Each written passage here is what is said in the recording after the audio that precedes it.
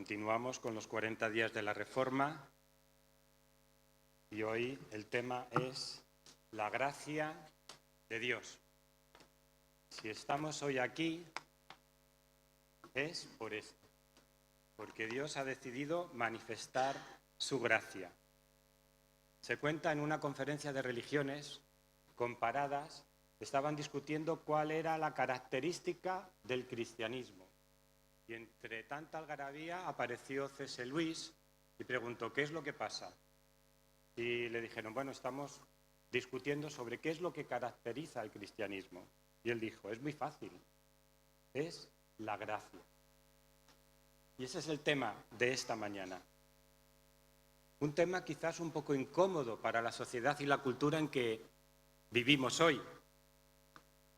Gracia es la bondad de Dios hacia los que merecen solo castigo.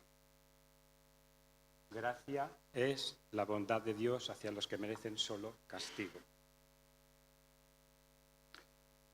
Esta es una descripción y una definición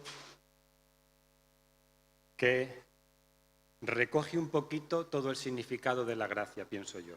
La gracia de Dios es el movimiento que hace Dios desde su propia y libre voluntad, que nace de su amor y está relacionada con la incapacidad humana, la justicia de Dios, la soberanía de Dios, siendo su propósito la salvación del hombre.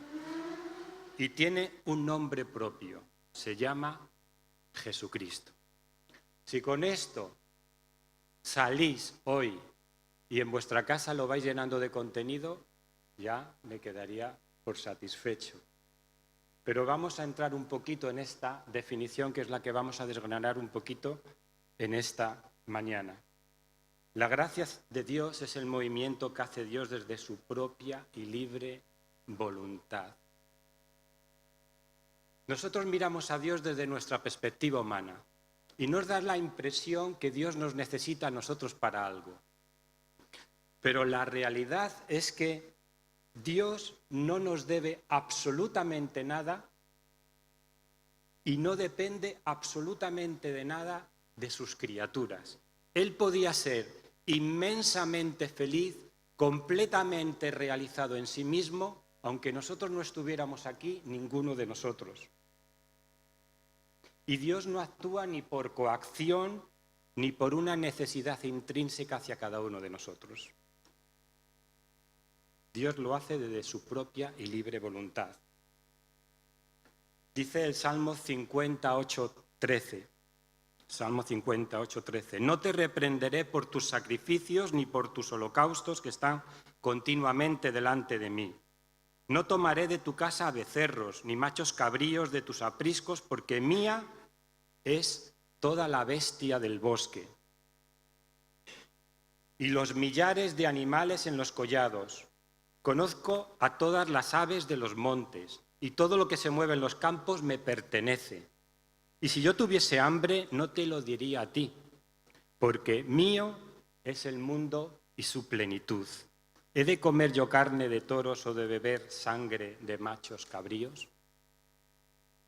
Y más adelante el apóstol Pablo, en un discurso a los atenienses, en el capítulo 17 de Hechos, capítulo 17 de Hechos 25, dice así: el Dios que hizo el mundo y todas las cosas que hay en él, siendo el Señor del cielo y de la tierra, no habita en templos hechos por manos humanas, ni es honrado por manos de hombres como si necesitase de algo, pues Él es quien da vida a todos y aliento a todas las cosas. Quizás nos pensábamos que somos algo importante, ¿no? Y que nos merecemos grandes cosas. Pero realmente, si somos algo, es porque Dios ha querido que seamos algo. No porque nosotros mismos seamos algo de verdad. El Salmo 8, 3, 4 es la reflexión de un creyente contemplando todo esto. Y David reflexiona de esta manera. Dice, cuando veo tus cielos, obra de tus dedos, la luna y las estrellas que tú formaste, digo, ¿qué es el hombre para que tengas de él memoria, para que te acuerdes de él? Y el Hijo del Hombre para que lo visites, para que lo cuides, para que te ocupes de él. ¿Qué es el hombre? Es un contraste en relación a lo que le sucede al hombre de hoy en día cuando mira los cielos y ve la grandeza del universo, la inmensidad que no puede contener en su propia mente. Cuando hace esto, en la soledad de su cama, lo que hace es no querer pensar en ello, porque siente un vacío profundo al sentir que está solo, absolutamente solo, sin poder recurrir realmente a nadie. Un mundo para él sin significado. Pero ¿qué es lo que descubrimos? ¿Y qué descubre el salmista? Que Dios piensa en el hombre. Bueno, a que estéis contentos cuando alguien piensa en vosotros. Qué triste es cuando nadie, absolutamente nadie, se acuerda de nosotros. Somos como un cero a la izquierda, nadie nos mira. Es como si pasáramos desapercibidos. Pero Dios, el creador de los cielos y de la tierra, tiene memoria tuya, piensa en ti. Y el Hijo del Hombre dice que es el hombre para que tenga, y el Hijo del Hombre para que lo visites. No solamente piensa en ti, sino que se ocupa de ti. Y esto estremecía al salmista, y estremece a cada creyente cuando mira los cielos y la tierra y contempla de que el Dios del universo, que es tan grande que no lo podemos contener, piensa en mí y me cuida. Y si el cuidador, el creador del universo, se interesa por ti, él mismo constituye la principal razón de tu vida. Podrán muchas personas pensar en ti, pero el saberse pensado por Dios, el saberse cuidado por Dios, esto nos llena de gratitud, de gozo, de sentido y de significado en nuestra vida. Y sigamos con nuestra definición. La gracia nace de su amor. A veces hay muchas imágenes de Dios de muchos tipos. Dios es arbitrario, Dios es injusto, Dios utiliza, no sé, nos trata mal, no sé, tenemos muchas ideas extrañas sobre Dios. Pero lo que vemos revelado en las Escrituras es que el movimiento que Dios hace hacia el hombre no nace ni siquiera de su justicia, que luego la aplicará, sino nace del inmenso amor que Dios tiene a los seres humanos. Y hay un versículo que lo dice todo, y es Juan 3,16, tan conocido que nos sabemos de memoria que a veces lo olvidamos. Dice, porque de tal manera amó Dios al mundo que ha dado a su Hijo unigénito para que todo aquel que en él cree no se pierda, mas tenga vida eterna. Y cuando dice de tal manera, está queriendo decir de una manera tal que no puedo explicar. Porque que el Dios de los cielos me ame de tal manera que envía a su Hijo unigénito para que yo tenga comunión con Él, me relacione con Él y tenga vida eterna, ¿yo quién soy? Si soy como esas moscas en algunos animales o en nosotros mismos que está dando la vara continuamente y que muchas veces con el rabo hay que darla para que deje de molestar. Eso es lo que somos, por mucho que pensamos que somos grandes y maravillosos. Si somos algo de eso es porque Dios ha querido que seamos. Pero no somos más que esa mosca inútil que está dando guerra continuamente.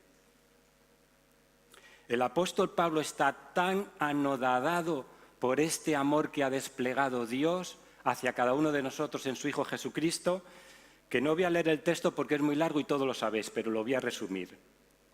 Dice en Romanos 8, si Dios es por nosotros, es decir, si Dios está por nosotros en todos los sentidos, y voy al final, para no cansaros, Ninguna cosa creada nos podrá separar del amor de Dios que es en Cristo Jesús, Señor nuestro. Ninguna cosa creada, ni principados, ni potestades, ni que yo me vea mal o te veas como te dé la gana, o te veas con una autoestima por los suelos, o te califiques como quieras, o que otro te diga lo que le dé la gana sobre ti. Dios dice que te ama y que nada te podrá separar del amor de Dios. ¿Y nada qué es? Nada es nada. ¿Tienes alguna duda? Pues vete al diccionario. Nada es que nada nos podrá separar del amor de Dios. Dice Juan 17:26, y les he dado a conocer tu nombre y lo daré a conocer aún, para que el amor con que me has amado esté en ellos y yo en ellos. Dios ha decidido en su gracia incorporarnos a Él a través de su Hijo Jesucristo para que participemos de su amor. Y esta es la realidad de su gracia. Dios ha querido porque así lo ha querido Él, porque le ha dado la gana. Porque nos podía haber aplastado como el mosquito este que nos da la lata tantas veces y al cual nosotros lo aplastamos evidentemente porque no queremos que nos piquen y nos haga ronchones. Dios no ha decidido hacer eso con nosotros. Por tanto, si Dios piensa en ti y Dios te ama, todos los demás amores palidecen ante esto. El que se sabe amado por Dios tiene un poder inmenso. Dice el apóstol Pablo, el cual me amó y se entregó a sí mismo por mí. Para él el amor de Dios no era algo abstracto, era algo concreto. Se entregó a sí mismo por mí. Pero la gracia de Dios no solamente está relacionada con esto, está relacionada con la incapacidad humana. Dice Romanos 5, 6, 8, porque Cristo, cuando aún éramos débiles, a su tiempo murió por los impíos. Ciertamente apenas morirá alguno por un justo. Con todo pudiera ser que alguno osara morir por el bueno. Mas Dios muestra su amor para con nosotros en que siendo aún pecadores, Cristo murió por nosotros. ¿Cómo se nos define? Se nos define como débiles, impotentes, incapaces de dar la talla en todo momento, inútiles en cuanto a cumplir los propósitos de Dios, sin esperanza en nosotros mismos para poder hacerlo. Esa es nuestra condición de debilidad. Y no solamente eso, se nos define como impíos porque vivimos de espaldas a Dios. Él nos ha creado y vivimos dándole la espalda, de alguna manera a veces consciente y a veces inconscientemente. No le temamos en cuenta, dirigimos nuestra vida como a nosotros nos apetece, como a nosotros nos da la real gana, como se suele decir. Nos dice que somos pecadores apartados de Dios, injustos, egoístas, que hemos quebrantado su ley e intentamos engañarnos a nosotros mismos, pensamos que no es así. Y no solamente eso, sino que somos enemigos, dice Romanos 5:10. No le hemos respetado ni obedecido su autoridad. Esa es nuestra condición. Impotente, débil, impío, pecadores y enemigos. Si a ti te dicen que ames a esa persona, saldrías corriendo. Porque no hay nada digno en nosotros que merezca ese amor. No es que nosotros hayamos despertado amor en Dios, es que Dios decide amarnos porque Él nos quiere aún a pesar de la condición en la que nosotros estamos viviendo. No es que Él nos dé su gracia después que nosotros nos hemos recompuesto, nos hemos intentado hacer lo mejor de nosotros y Dios nos da como un poquito de su fuerza, su gracia, para que así estemos en mejores condiciones. No, Dios nos ama en nuestra condición como hemos visto. ¿Qué es lo que dice la parábola del fariseo y el publicano? Son dos. El fariseo intentaba justificarse delante de Dios diciendo, Señor, gracias porque no soy todas estas cosas. Él diría, gracias que no soy ni impío, ni pecador, ni enemigo tuyo, sino que hago todo lo que puedo hacer. Pero había uno atrás que era el publicano que decía, Dios, sé propicio a mi pecador. ¿Quién de los dos era consciente realmente de su condición? ¿Quién de los dos fue justificado delante de él?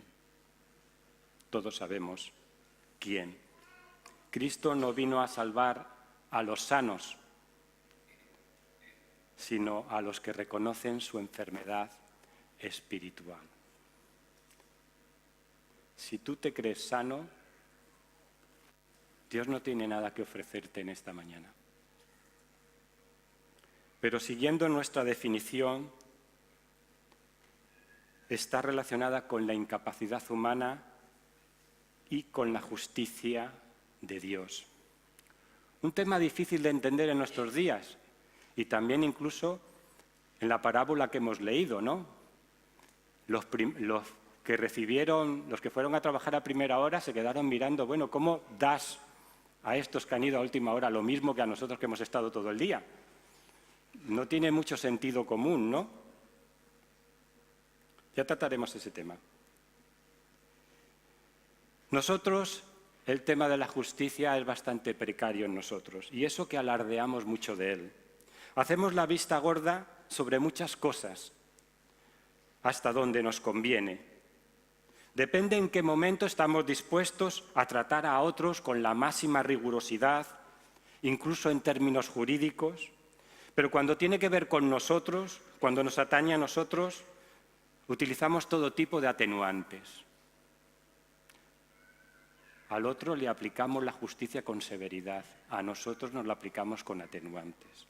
Bueno, es lo que dijo el Señor Jesús. Miráis la viga que hay en el ojo ajeno, pero no sois conscientes del árbol que tenéis en vuestro ojo y os impide ver la realidad de vosotros mismos.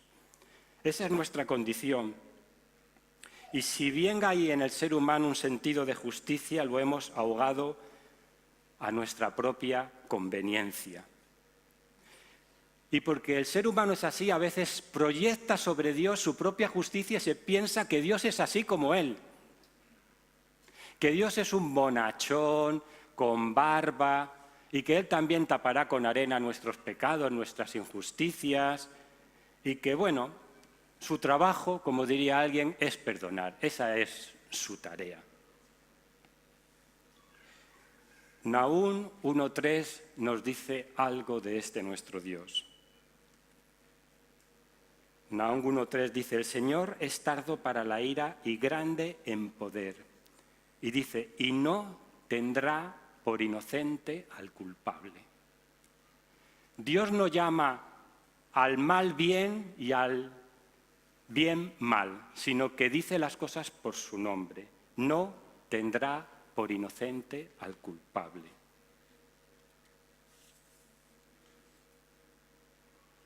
¿Y qué somos nosotros? Romanos 3, este libro tan precioso que estamos leyendo, en el capítulo 3, que nos dice del versículo 9 al 19, que no hay justo ni aún uno, que todos nos hemos descarriado, que somos injustos, que somos culpables delante de Dios. Esa es nuestra condición.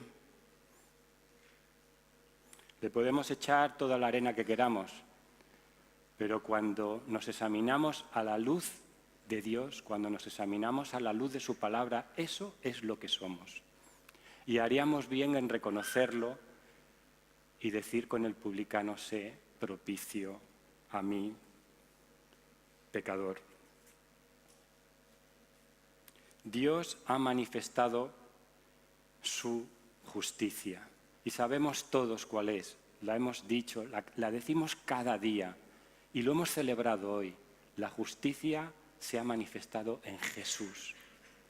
Nosotros a esta relación, como un matrimonio, lo que hemos aportado es nuestra miseria, nuestro pecado, nuestra impiedad. Y Él ha aportado a nosotros su justicia, su gracia y su vida. ¿Quién ha salido ganando en esta transición?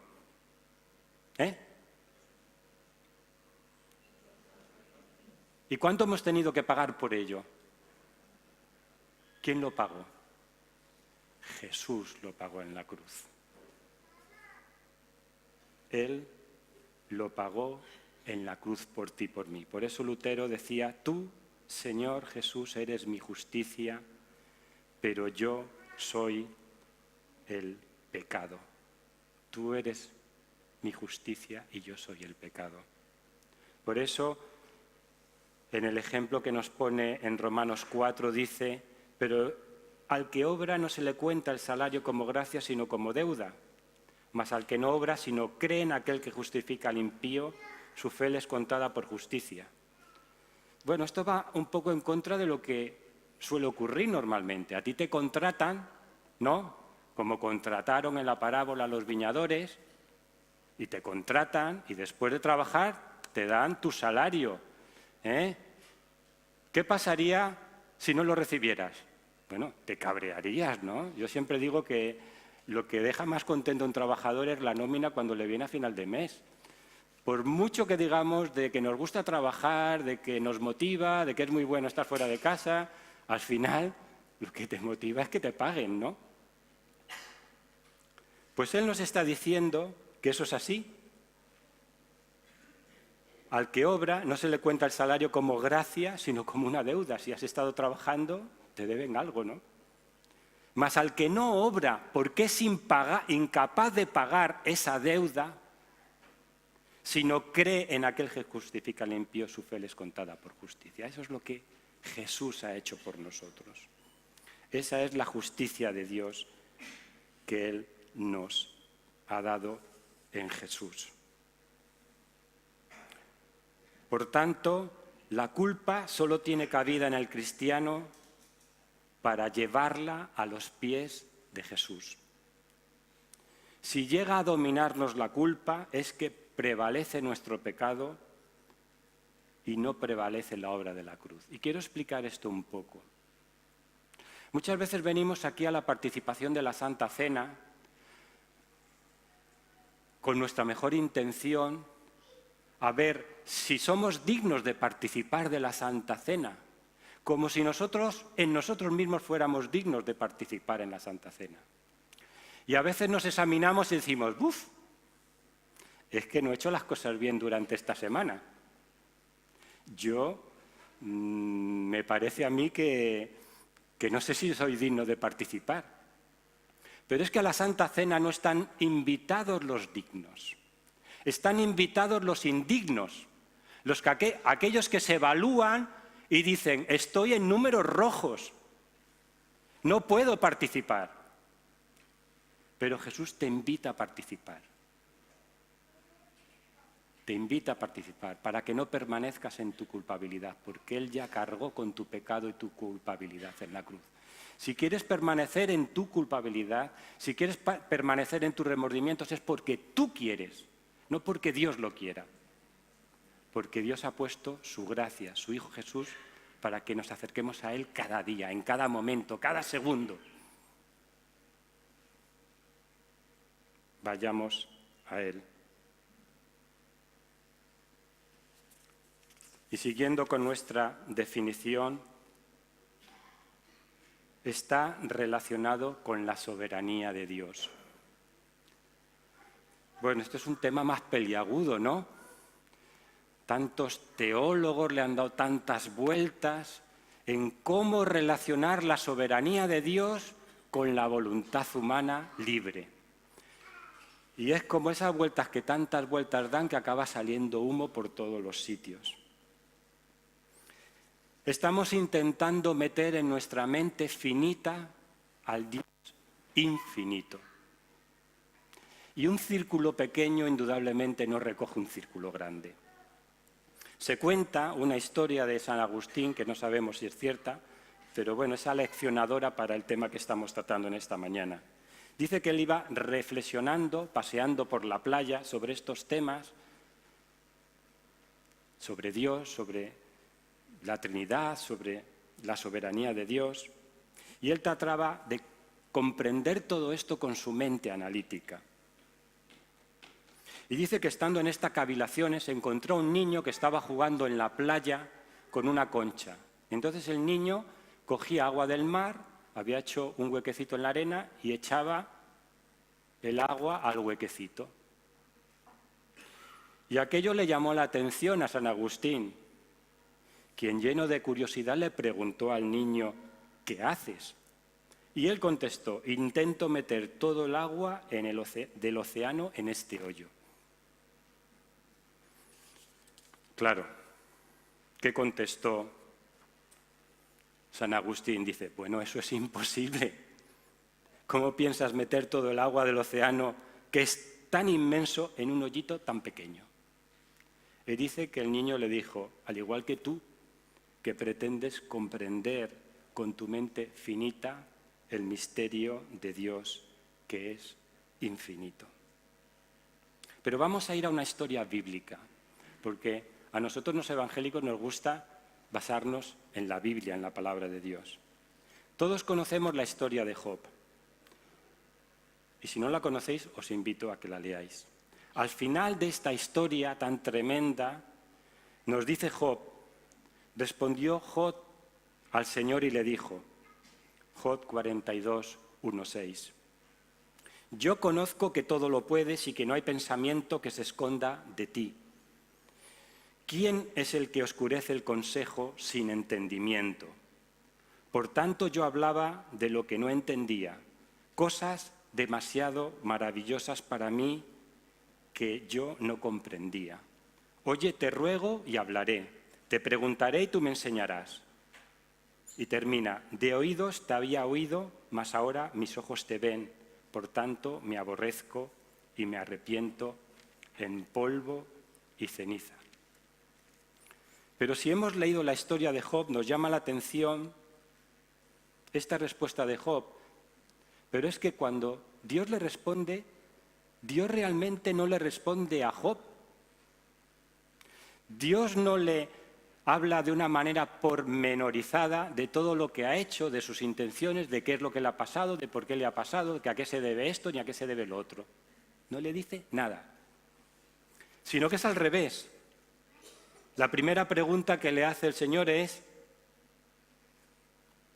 ¿dónde estabas tú cuando yo fundaba la tierra? Házmelo saber si tienes inteligencia. ¿Quién ordenó sus medidas?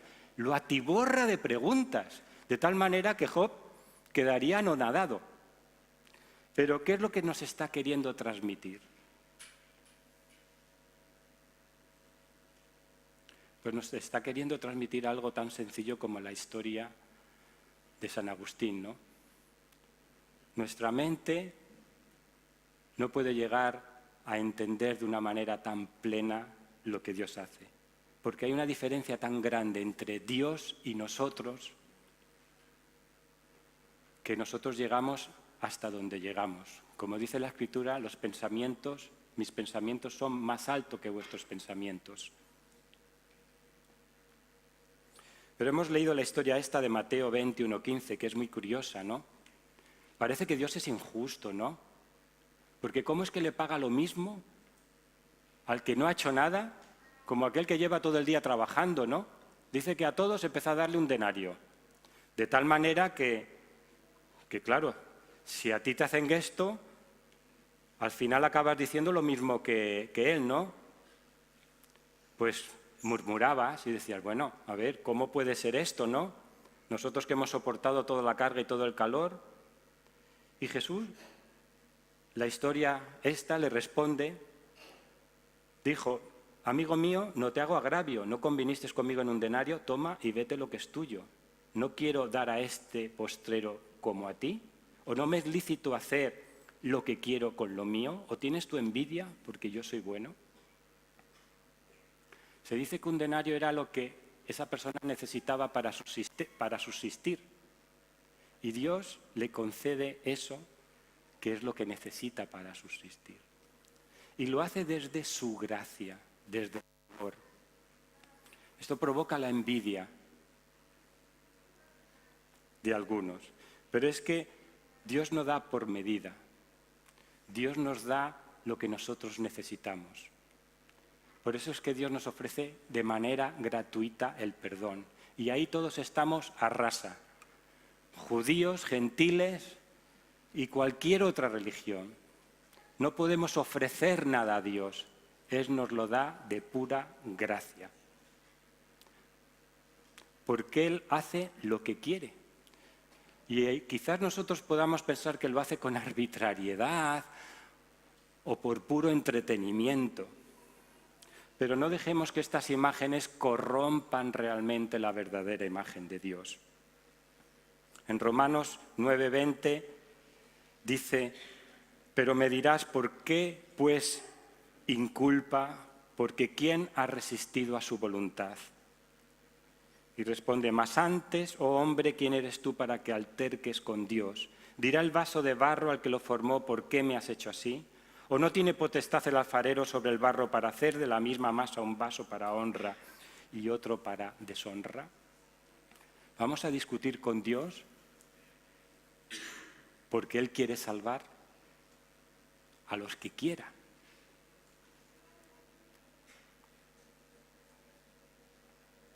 Pero si la gracia de Dios tiene un propósito, su propósito es la salvación del hombre.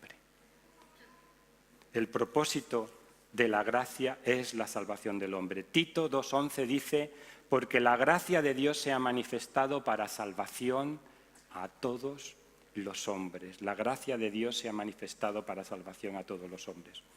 Pero la gracia de Dios y la salvación es algo más grande de lo que a veces nosotros concebimos. A veces nosotros reducimos la salvación a que Dios nos ha perdonado. Pero el propósito de la salvación es darnos vida, vida abundante para que seamos semejantes a su Hijo Jesús. 2 Corintios 3:18 dice: por tanto nosotros, mirando a cara descubierta como en un espejo la gloria del Señor, somos transformados de gloria en gloria a la misma imagen como por el Espíritu del Señor. Y Romanos 8:29 dice: porque a los que antes conoció también los predestinó para que fuesen hechos conforme a la imagen de su Hijo, para que Él sea el primogénito entre muchos hermanos. Dios quiere realizar una salvación completa en ti. Y es cierto que en Él ya hemos sido justificados, santificados y glorificados, como dice 1 Corintios. Pero Dios quiere desplegar esto en cada uno de nosotros. La reina Leticia, perdonen los republicanos que pueda haber aquí, no es más reina ahora que el día que se casó, ¿no? Pero seguramente va aprendiendo su oficio cada día. Nosotros igual, no somos menos santos o más santos ahora que el día que nos convertimos, pero aprendemos nuestro oficio como creyentes a parecernos más a Jesús, con la ayuda suya. La meta es esta, por eso es una meta tan alta. Por eso a lo mejor sufrís o sufrimos, porque Dios no nos deja en nuestro estado, quiere transformarnos, quiere limarnos. Y a veces hay pruebas y dificultades en la vida, ¿no? Pero es la manera que Dios tiene de conseguir el carácter de Jesús en cada uno de nosotros. Y eso va a permanecer para toda la eternidad. La eternidad no es vamos a ir al cielo en plan no sabemos qué vamos a hacer, sino a parecernos a Jesús, a estar con Él. Y por último terminamos ya. La gracia de Dios no es una cosa, no es una fuerza, no es una lata de Red Bull. La gracia de Dios tiene un nombre y se llama Jesucristo. Por eso somos cristianos. Dice Juan 1:17, pues la ley por medio de Moisés fue dada, pero la gracia y la verdad vinieron por medio de Jesucristo. La gracia y la verdad vinieron por medio de Jesucristo. Que se nos quede esto dentro de nosotros. A Dios no le podemos pedir más gracia de la que ya nos ha dado en Jesucristo. Lo que tenemos que hacer es recogerla, aplicarla cada día en nuestras vidas. Podemos pedirle fuerza, que Él nos ayude. Pero la gracia no es como la idea que tienen los católicos de que tienes que estar preparado para recibir la gracia de Dios. Es decir, tienes que portarte bien y entonces cuando has llegado a ese estado, pues ya estás preparado para recibir la gracia de Dios. No es así.